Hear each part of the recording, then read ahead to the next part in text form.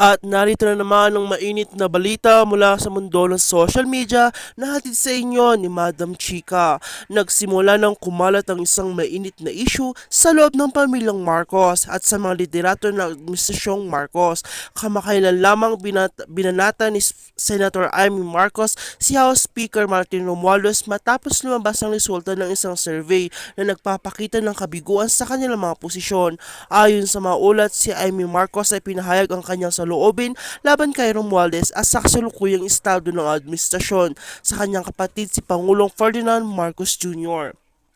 Ang kontrobersyang ito ay lumitaw pagkatapos ng mga resulta ng survey na nagpapakita ng pagbaba sa mga ratings ni Pangulong Marcos at ni Speaker Romualdez. Ang nasabing survey ay sinagawa ng isang kilalang polling firm at ipinalabas sa mga pangunahing media outlet sa bansa. Sa survey, lumalabas na hindi pa rin natamo ng kasalukuyang administrasyon ang matinding suporta mula sa nakakarami ng mamamayan. Ayon sa mga eksperto, ang mga resulta ng survey ay isang indikasyon ng malalim na discontent sa pamahalaan sa posibleng magdulot ng mga hindi pagkakaunawaan sa loob ng Partido Marcos.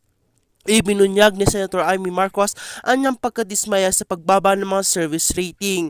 Sa isang press conference, hindi na itago ng senadora ang kanyang pagkabahala at sinabi pa niyang may ilang mga opisyal sa loob ng administrasyon na hindi nakatutok sa mga pangangailangan ng taong bayan. May mga pagkukulang sa mga programa ng gobyerno, particular na sa aspeto ng ekonomiya at mga social services, kaya't nagdulot ito ng hindi pagkakaintindihan sa mga miyembro ng kanilang pamilya at partido. Samantala, hindi rin pinalampas ni Amy Marcos ang mga kilos ni Speaker Martin Romualdez na ayon sa kanya ay kulang sa aksyon at liderato upang matugunan ng mga isyong kinakaharap sa bansa.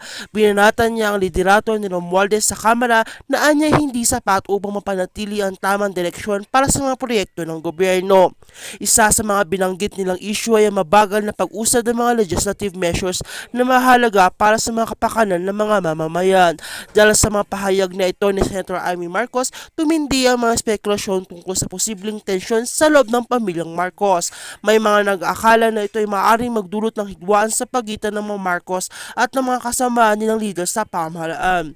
Gayunpaman, hindi pa nagbibigay ng opisyal na pahayag si Pangulong Marcos ukol sa isyu.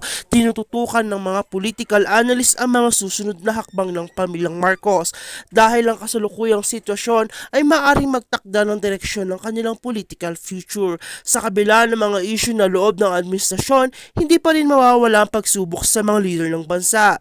Tinututukan ng mga mamamayan na magiging epekto sa mga isyong ito sa kanilang mga buhay at sa ekonomiya ng bansa. Patuloy ang pag-monitor sa mga susunod na developments at asahan natin ng mas marami pang komentaryo mula sa mga kasapi ng administrasyon at oposisyon. At kung bago ka pa lamang sa akin channel ay huwag kalimutang mag-like, share and subscribe para update ka sa aming bagong balita.